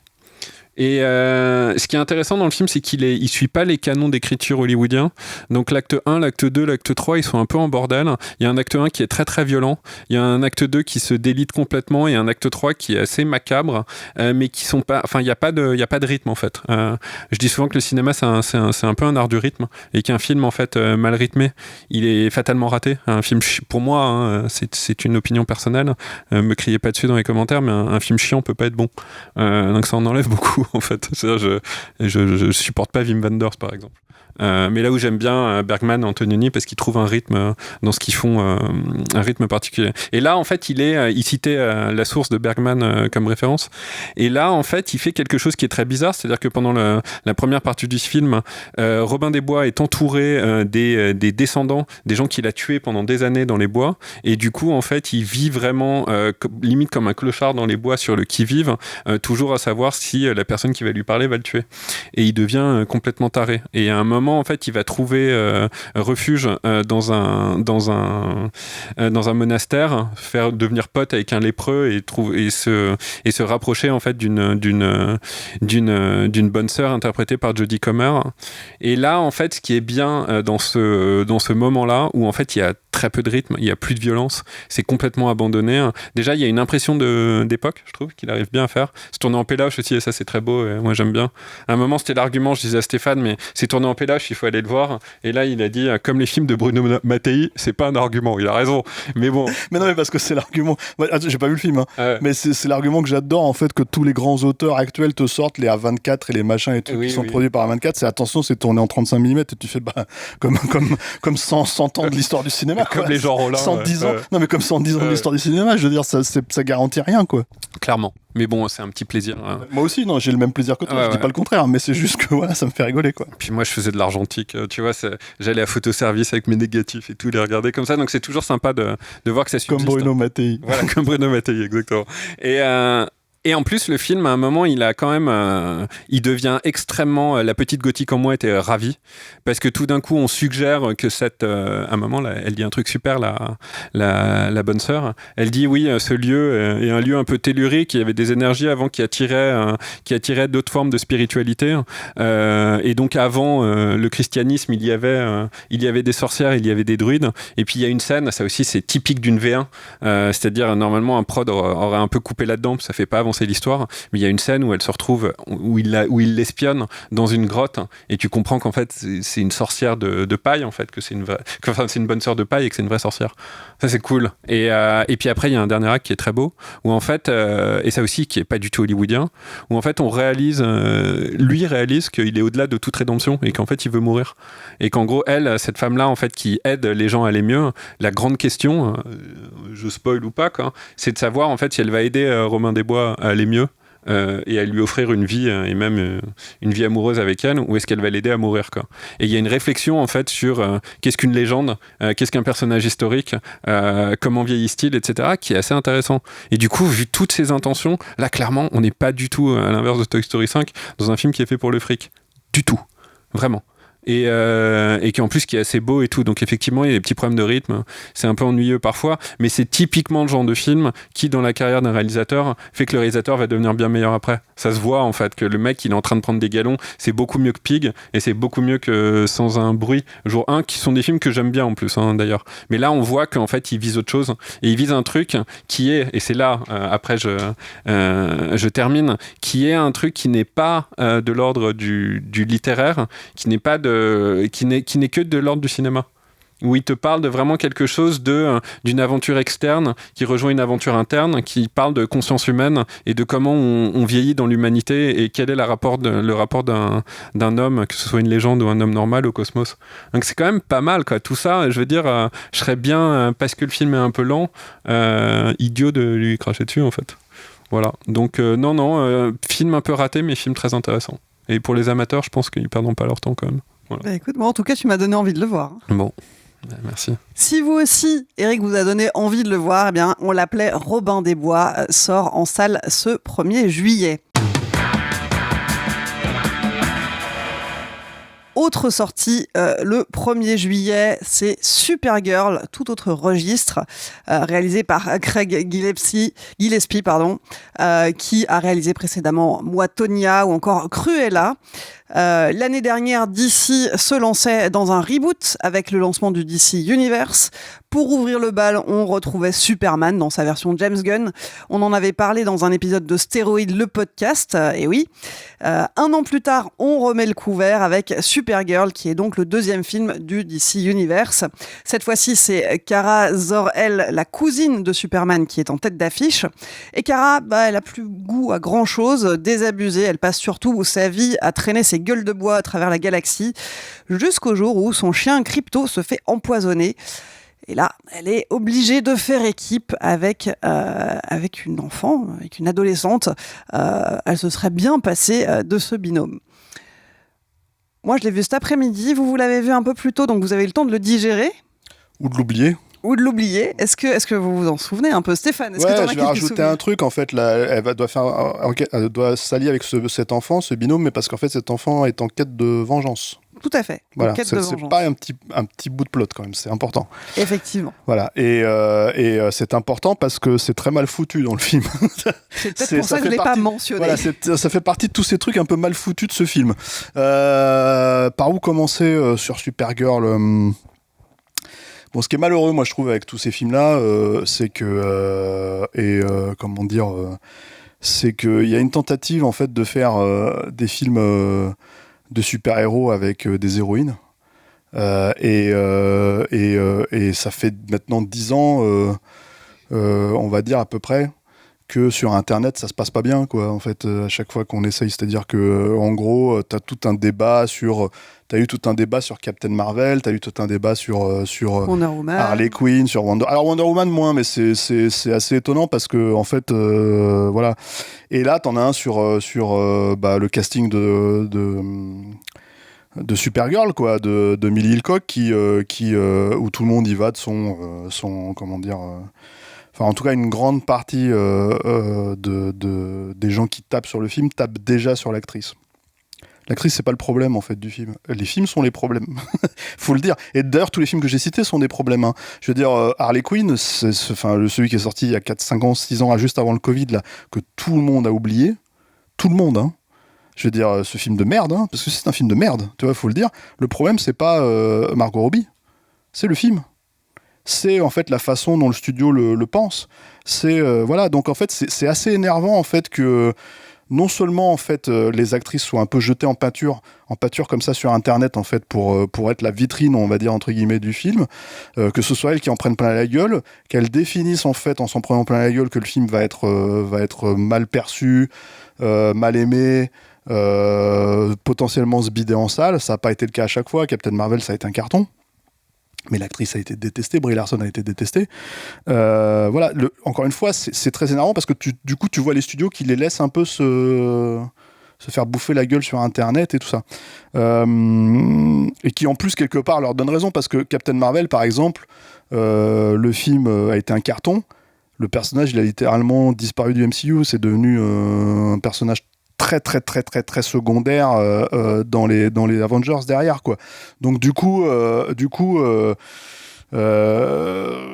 cette espèce de misogynie en fait ambiante est un peu énervante parce que bon, moi dans l'absolu je veux bien voir un super film de super-héros avec une super un super personnage féminin, quoi. C'est pas Supergirl. Une fois que j'ai placé tout ça, c'est pas Supergirl parce qu'encore une fois c'est pas elle le problème. C'est pas Millie Alcock le problème, c'est le film. Le génial James Gunn, tu vois, à qui on doit, tu vois, les Gardiens de la Galaxie 1, les Gardiens de la Galaxie 2, les Gardiens de la Galaxie 3, tu vois, que des chefs-d'œuvre, si tu veux, est maintenant en tête du DCU. Et apparemment, son grand credo, c'est de dire attention, moi, quand je lance une production, c'est que le scénar, il est comme ça. Nickel chrome. Tu vois. Et apparemment, ça a l'air d'avoir été relativement accepté sur Superman, ce qui est déjà surprenant parce que le scénar était assez à chier, faut le dire, quoi. Y compris en termes d'enjeux, y compris en termes de ton, y compris en termes de tout ce que tu veux, etc., etc. Moi, en tout cas, je reconnais pas Superman là-dedans, quoi. Parce que ce que j'estime être les attributs de Superman, en fait, je les reconnais pas là-dedans. Et là, apparemment, tout le monde a l'air de tomber d'accord sur le fait que là aussi, c'est un scénar à chier sur Supergirl et qu'en fait, c'est pas... Voilà, quoi. La vraie question, en fait, de pourquoi est-ce que ce serait un scénar à chier, c'est qu'il faut arrêter avec cette espèce de... Enfin, moi, j'adore les animaux, hein. Je suis comme mon copain là à droite, hein, j'adore les animaux et tout ça, etc. Mais en fait,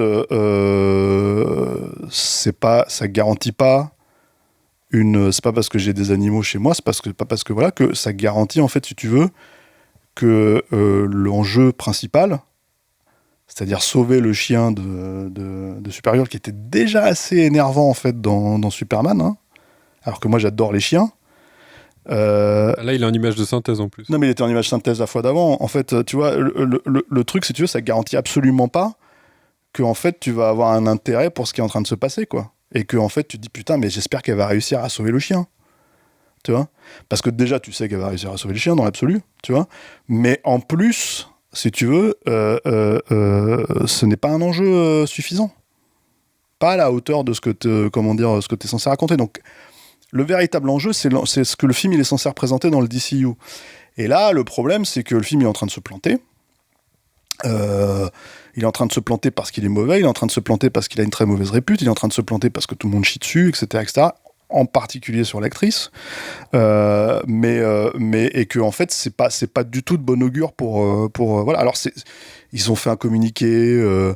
tout de suite, juste après, là, je crois que c'est Safran qui a fait un communiqué, en fait, l'autre tête pensante du DCU, pour dire attention, ce n'est qu'un rouage du DCU, le reste arrive, etc., etc.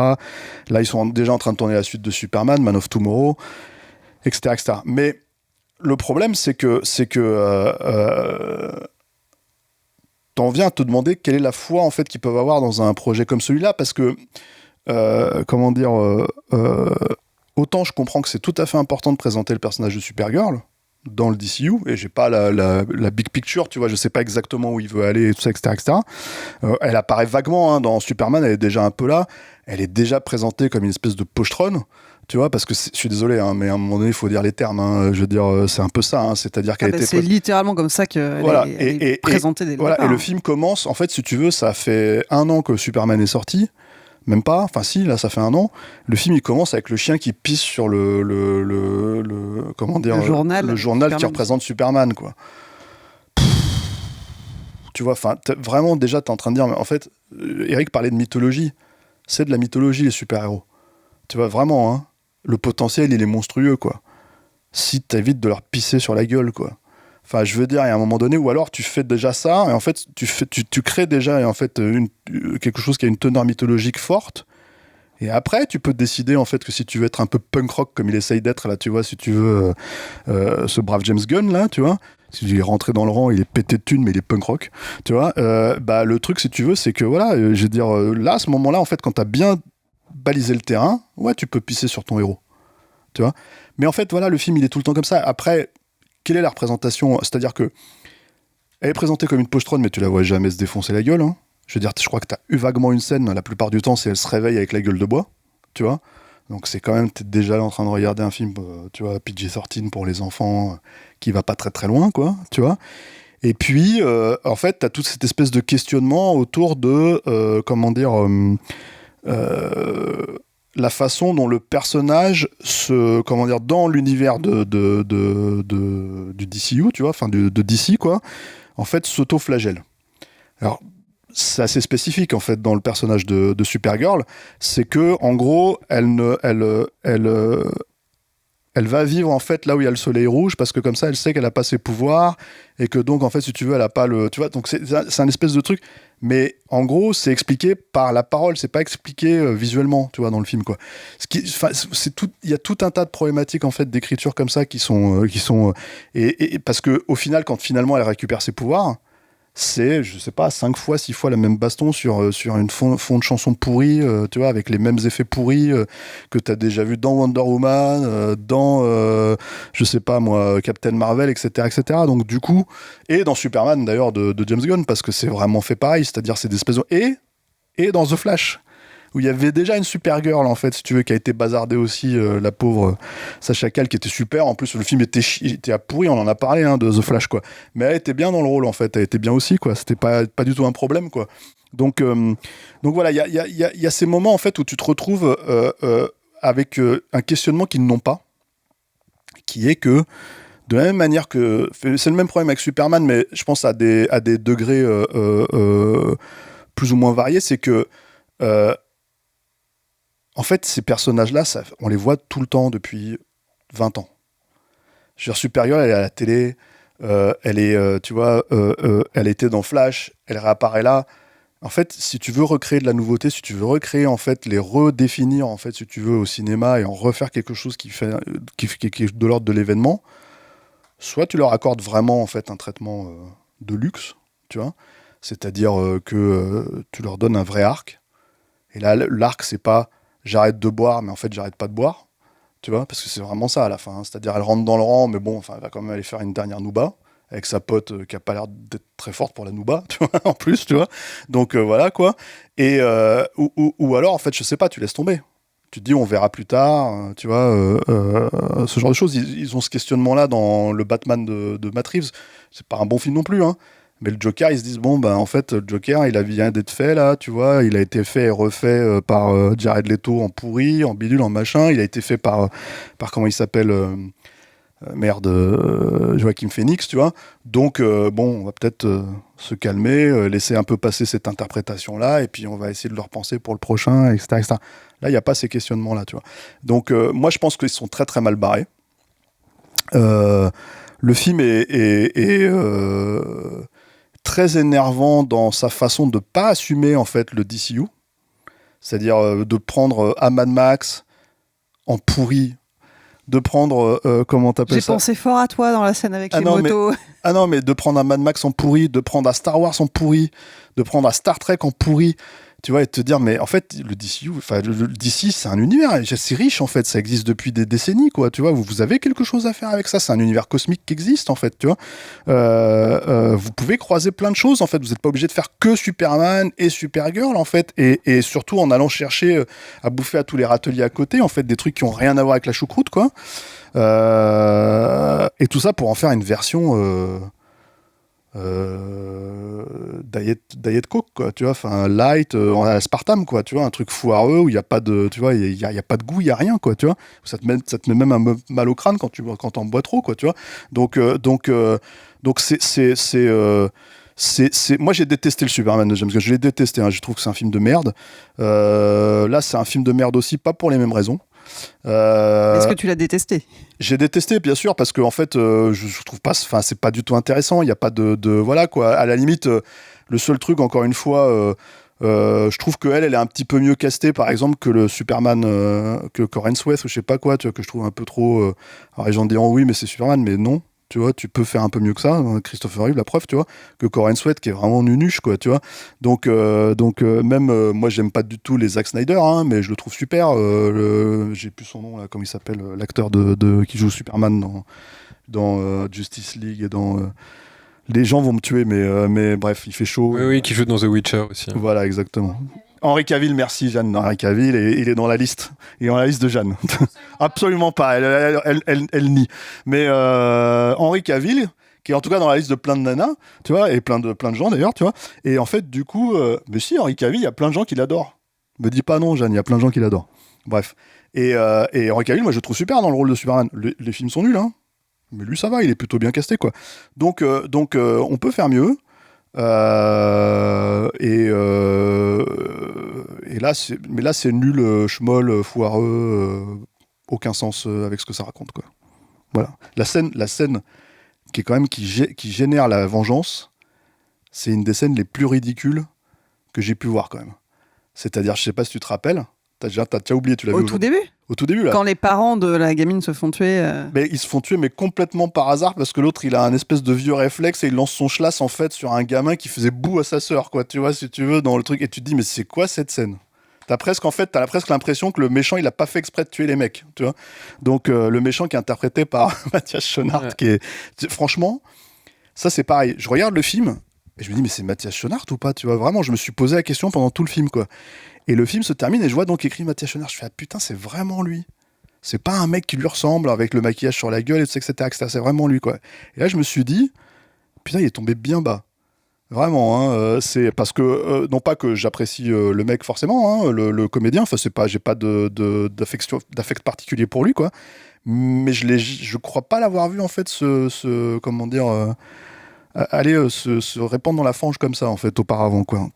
Tu n'as pas mentionné d'ailleurs Jason Momoa.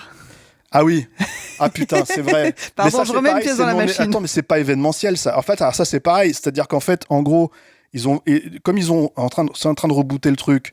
Du coup, tout ce qui était dans le Snyderverse, en fait, si tu veux, donc t'avais Aquaman, donc où il jouait Aquaman en beau-farasse, tu vois, avec des tatouages et tout ce que tu veux, et de la bière et machin, etc., et il jette la bière dans l'océan alors que le mec, il vient de là et tout, tu vois. Bah là, il joue le beau comme un beau-farasse. Tu vois, c'est super, c'est incroyable, quoi, si tu veux. Mais en plus, il a pris 10 kilos. Tu vois, donc en fait, il est un petit peu, il est un petit peu plus gras que ce que Lobo ne l'est, vraiment, qui est quand même un peu plus affûté, qui est un super personnage, qui a une super fuck you attitude, hein, chez DC à la base et tout ça, etc. Et là, c'est juste... il fait de la peine, quoi. Mais vraiment, enfin, moi, ça me fait de la peine quand je vois ça, quoi. Et tu te dis... Alors oui, de l'extérieur, esthétiquement, tu pourrais te dire casting parfait, tu vois. Mais en fait, comme pour moi, c'est un mec qui véhicule, comment dire, plus de beaufry que de fuck you attitude. Bah non, casting pas parfait du tout. Voilà. Donc, mais après, c'est encore une fois, c'est en fait, si tu veux, Lobo apparaît là-dedans de la même manière que Supergirl apparaissait dans le Superman de James Gunn. C'est-à-dire qu'en fait, il vient, il fait une panouille, il donne plus ou moins, regardez, ça va être ça. En fait, ça va être cette approche. Et démerdez-vous avec. Et voilà. Et après, quand il faudra faire le film, ils vont être bien emmerdés parce que ça fait pas un perso, quoi.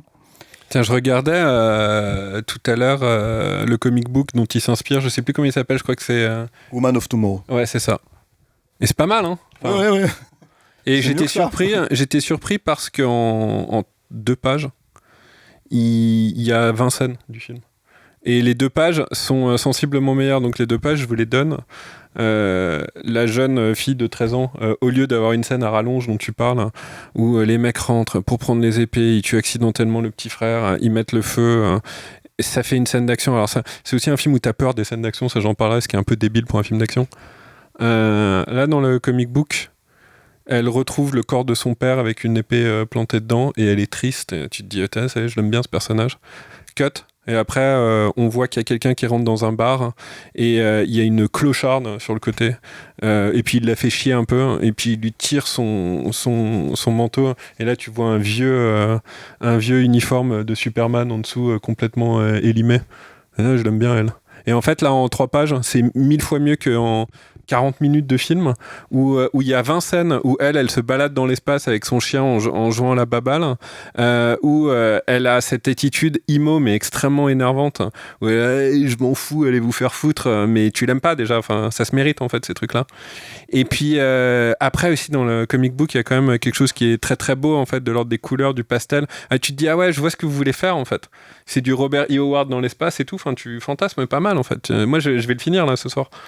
Et pas du tout dans le film. Le film il est vraiment très très moche dès le départ, donc t'abandonnes un peu tout espoir. Mais ce qui est très intéressant là-dedans quand même, parce qu'il faut trouver de l'intérêt même dans les bouses, sinon la vie n'a aucun sens, c'est que en fait c'est ce que je développais un petit peu sur Toy Story 5, mais ici c'est il y a un boulot du scénariste dont on parle assez peu. Quand un producteur est malin, il va demander raconte-moi l'histoire en 4-5 pages. Parce qu'en fait, quand le scénariste arrive à raconter l'histoire en 4-5 pages, c'est vachement dur en fait, parce qu'il faut trouver toute l'histoire et tout. Et là, en fait, ça serait très très dur dans ce film-là. Parce qu'en fait, ils ont perdu, ce que je disais dans Toy Story, ils ont perdu la vue d'ensemble.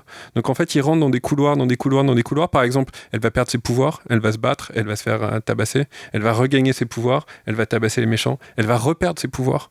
Et puis après, il y a une autre manière dont elle perd ses pouvoirs, etc.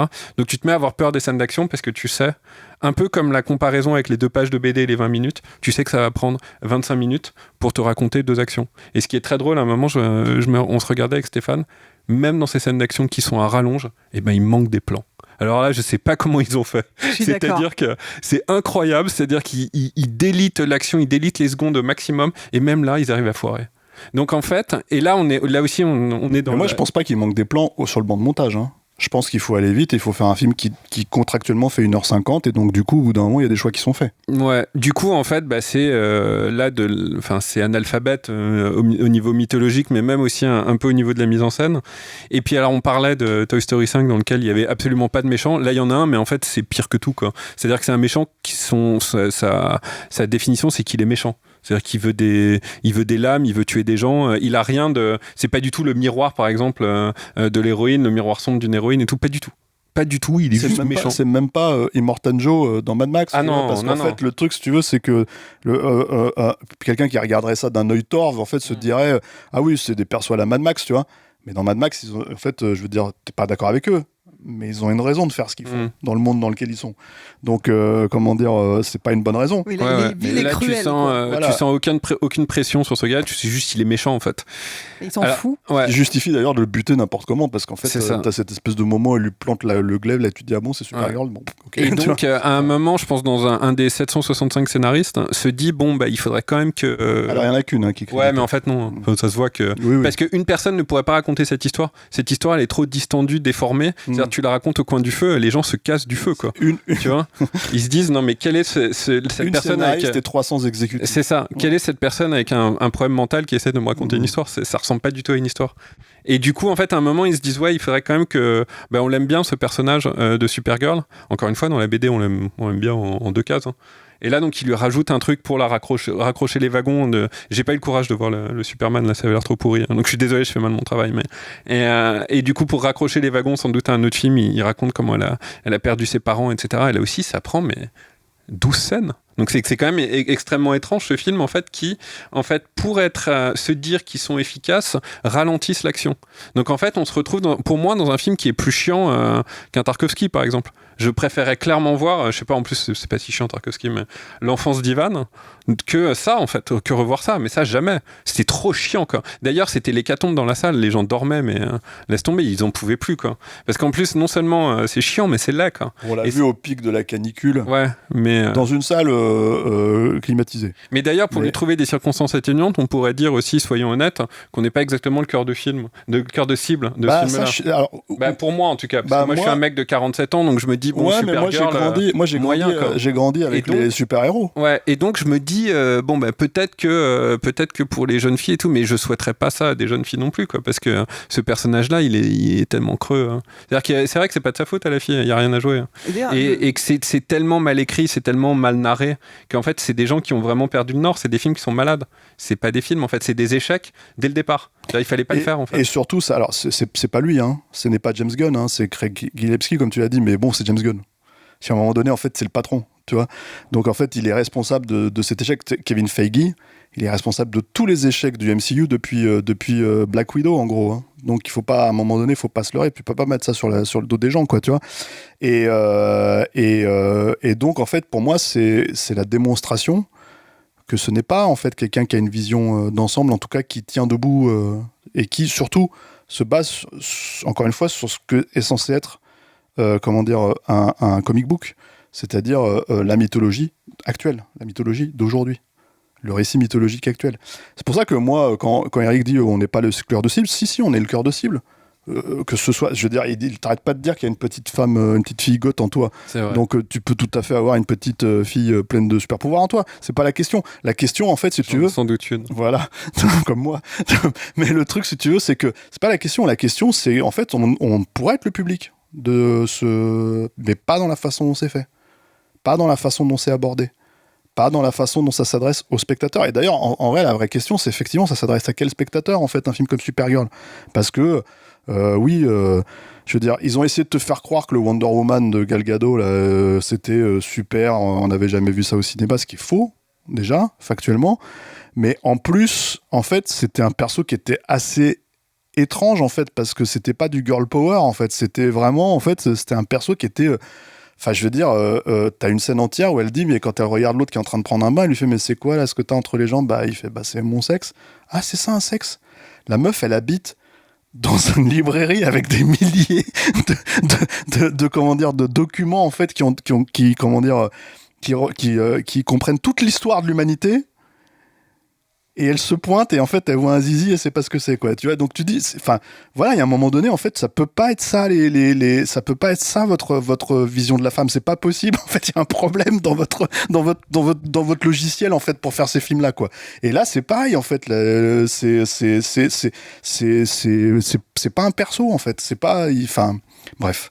Mais c'est quand même marrant qu'ils arrivent à des centaines de millions de dollars, des mois de tournage, sans doute une année d'écriture au moins, pour un truc qui est un peu moins que zéro, quoi. C'est-à-dire que c'est vraiment c'est raté de chez raté de chez raté. C'est impressionnant, c'est un total foirage. Et encore, je suis sympa. C'est parce que c'était vraiment pénible à regarder. C'est quand même marrant qu'on foute autant d'argent là-dedans et qu'on n'arrive même pas... Le vieux, il est beaucoup mieux, hein. Celui avec Faye Dunaway et Mia Farrow, là. Tu sais, qui était quand même pas terrible. Ah non, il était pas bien du tout. Mais au moins, il y a une histoire, quoi. Tu vois, ça. Oui. Mais là, celui-là, non, c'est un cauchemar de visionnage. Mais t'en as pensé quoi, toi ? C'est trop frais, mais ah oui, tu l'as vu aujourd'hui ? Je l'ai vu juste avant de venir là, et je dirais que le seul truc visuellement, c'est ce que je disais avant qu'on commence, hein, c'est que l'univers, le côté justement, alors clairement repomper Star Wars, hein, à la cantina avec les différentes espèces d'extraterrestres, etc. Ça, je trouve ça fun, et je trouve que visuellement, c'était fun, mais ça fait pas un film, clairement. J'étais pas enthousiaste avant d'y aller de toute façon, mais le fait de me dire, ah ok, il y a une super héroïne et sa sidekick c'est aussi une meuf, Bon, bel effort. Et en fait, même, on n'en a pas parlé, mais le personnage de Ruthie, la gamine donc, qui veut se venger, il est mal écrit, il est inintéressant dans sa colère, dans son arc de vengeance, etc. Je trouve que ça marche pas du tout. En plus, la fin... T'as l'impression qu'elle est pas en colère du tout. Oui. Et en plus, Non, on lui mais enlève sa vengeance. On lui enlève sa vengeance. Et en fait, elle a quand même réussi à pour que- s'accomplir. Balèze. Oui. Et puis en plus, même je trouve que la fin, alors attention, spoiler, mais voilà, cette fin où elle lui dit attention, il faut pas se venger, ça va te poursuivre toute ta vie, pour ensuite, elle, le buter. Vraiment, pour oui, moi, mais il y elle a... le bute parce qu'il fait de la traite de, il fait de la traite de femmes blanches, tu vois. Non. Enfin, Oui, d'accord, mais enfin. Non, mais le film il se fait des nœuds dans la tête à ta place, hein, t'inquiète, Voilà. hein, tu vois. Je veux Donc dire, ça, encore une fois, ça m'a gonflé. Mais il ne sait pas ce qu'il raconte le film, tu vois. Donc, globalement, j'ai pas aimé, je m'en souviendrai pas. Je pense dans 3 jours. Mais je peux t'assurer qu'il a été greenlighté parce que le scénario est en béton armé. Ah, voilà. Ça, c'est James Gunn qui a dit ça, donc on peut le croire sur parole. Tiens. Mais il y a aussi un autre truc dans ces films, c'est que en fait, là où un bon réalisateur, il va, même si ça se passe sur une autre planète, c'est pareil, il va respecter les quotas de gravité, les quotas de volume, le poids de quelque chose. Là, dès qu'il y a une scène d'action, tout est en image de synthèse, ça se voit en fait.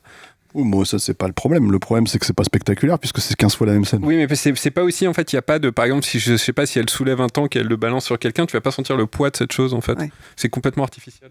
Puis c'est là où la mise en scène pourrait jouer, tu vois. Mais bon. J'ai trouvé globalement les combats pénibles à suivre en plus, parce que vraiment qu'il manquait de lisibilité, ce que tu disais, qu'il manque des plans à des endroits. Enfin, oui, ça m'a... Et puis de patate, parce que c'est quand même encore une même chanson pourrie, là, tu vois. Enfin, moi, je sais, il y en a quelques-unes, t'as envie de dire, mais c'est la 15e fois qu'on l'entend dans un film, jeu vidéo, dessin animé, ce que tu veux, en fait. C'est pas, j'ai même plus d'exemples en tête, tellement c'était générique, quoi. Bref. Même, je dis souvent en fait qu'on n'a pas l'expérience, parce que moi j'ai pas l'expérience de ces films-là, même de les voir ou même d'avoir été sur des plateaux, bah faut se rallier à la logique. Là il y a aucune logique dans ce film. Ah, vraiment, vous avez raté le coche sur tout. Très bizarre, à moins que vous vouliez blanchir de l'argent, mais... À plus forte raison que c'est le 2e film du DCU. C'est-à-dire que c'est pas comme si t'étais en train de te taper le 15e film, tu vois, de la saga, et qu'en fait il te manque des infos. Là c'est le 2e. Donc bon, ça devrait pas être très compliqué. Eh bien, Brest-sur-Cèze, le suivant, c'est Clayface. Clayface, merci. Donc il y a déjà la bande-annonce. J'ai déjà envie de me barrer en courant. Leur logique, c'est body horror. Oh, wow. Parce que c'est pareil, ça n'a jamais été fait. Donc au cinéma, il n'y a pas eu de body horror ces dernières années, donc c'est vrai que ça manquait. Voilà. Dans le DC ou... Non, mais dans des films de body horror, il y en a eu. Hein, oui, bien sûr. Non, mais c'est une fausse bonne idée, encore ça se voit aussi, ça. Tu vois, je veux dire, la bande-annonce, déjà, il n'y a rien qui fasse envie. Et je pense que, pareil, le scénar n'est pas en béton armé, on verra, hein, tu vois. Je veux dire, je veux pas m'avancer, hein, mais ça fait quand même déjà 2 films où on nous fait le coup, quoi. Donc on verra pour le 3e. En attendant, si vous voulez vous faire votre propre avis sur Supergirl, il sort en salle ce 1er juillet.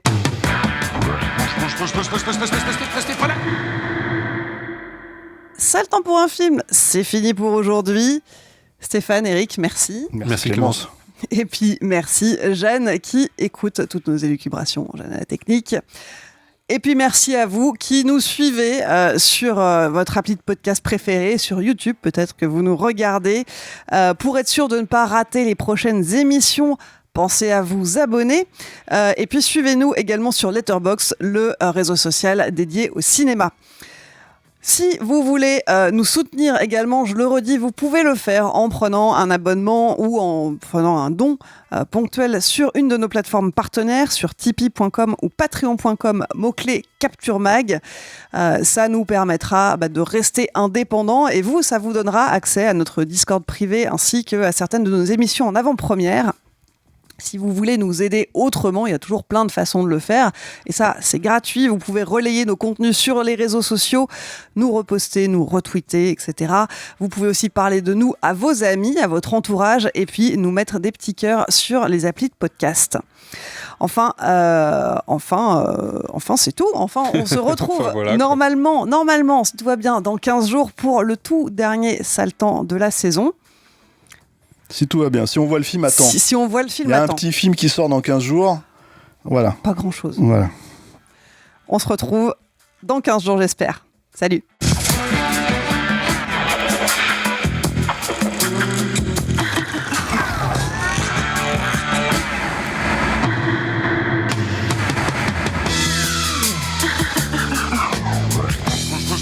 ce